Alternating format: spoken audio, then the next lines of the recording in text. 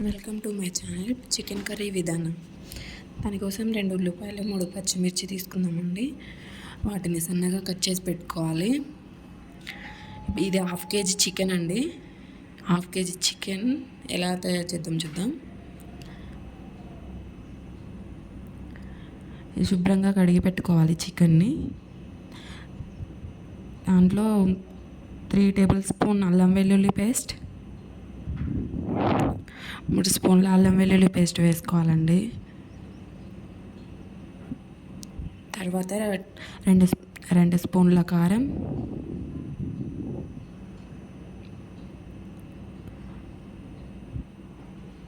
1/2 spoon పసుపు. ఇది కొత్తగా నేర్చుకునే వాళ్ళ కోసం అండి. చికెన్ కర్రీ కొత్తగా నేర్చుకునే వాళ్ళ కోసం చాలా ఈజీగా ఉంటుంది. 2 స్పూన్ల సాల్ట్ వేసుకోవాలి.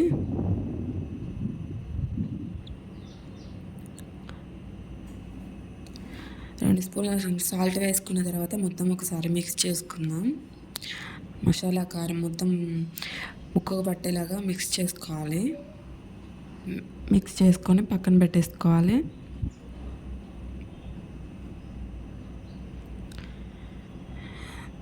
తర్వాత స్టవ్ పైన ఒక గిన్నె పెట్టుకొని దాంట్లో కొంచెం ఆయిల్ వేయాలి.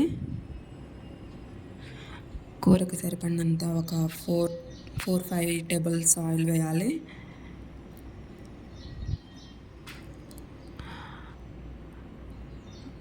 ఆయిల్ వేసేసిన తర్వాత ఆయిల్ కొంచెం వేడైన తర్వాత దాంట్లో మనం ముందుగానే కట్ చేసి పెట్టుకున్న ఆనియన్స్ ఉన్నాయి కదండి, ఆనియన్ పచ్చిమిర్చి మొత్తం వేసేసుకోవాలి.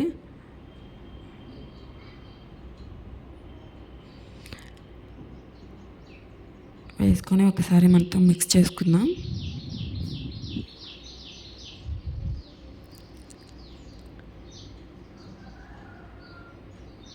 మిక్స్ చేసుకున్న తర్వాత ఆనియన్ పచ్చిమిర్చి కొంచెం బ్రౌన్ కలర్లోకి రావాలి, కొంచెం మగ్గిపోవాలండి.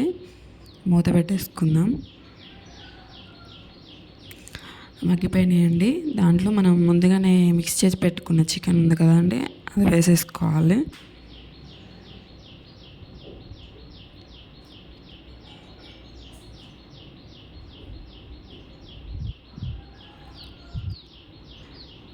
చికెన్ మొత్తం వేసేసుకొని ఒకసారి మిక్స్ చేసుకుందాం.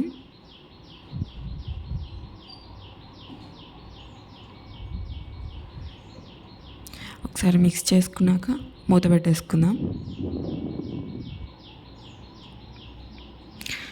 ఒక 5 మినిట్స్ తర్వాత అండి చూద్దాం ఎలా ఉందో. ఒకసారి మిక్స్ చేసుకొని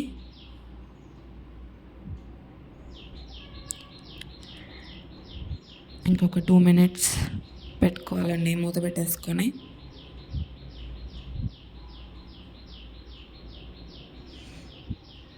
చూద్దాం మగ్గిపోయిందేమో. ఒకసారి తిప్పుకున్న తర్వాత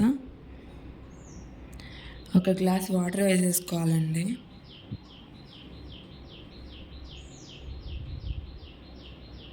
ఒక గ్లాస్ వాటర్ వేసేసుకొని ఒకసారి మిక్స్ చేసుకుందాం.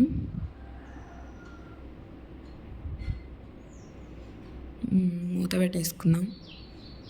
ఇది ఒక 15 మినిట్స్ తర్వాత అండి, 15-20 మినిట్స్ పడుతుంది. చూద్దాం ముక్క ఉడికిందేమో. ఉడికిపోయిందండి. మనం ఇప్పుడు సాల్ట్ చూసుకోవచ్చండి సరిపోయిందా లేదా అని. సరిపోతే ఇంకొక స్పూన్ సాల్ట్ వేసేసుకోవచ్చు. దీంట్లో 1 spoon garam masala, 1 spoon chicken masala వేసేసుకోవాలి. ఒకసారి మొత్తం మిక్స్ చేసుకుందాం.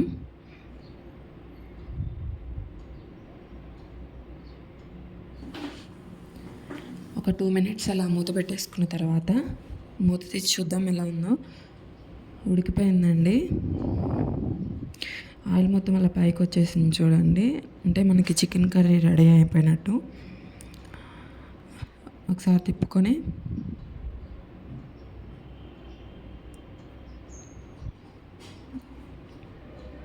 ఇది మనం ఒక బౌల్లోకి తీసుకుందాం. చికెన్ కర్రీ రెడీ అయిందండి.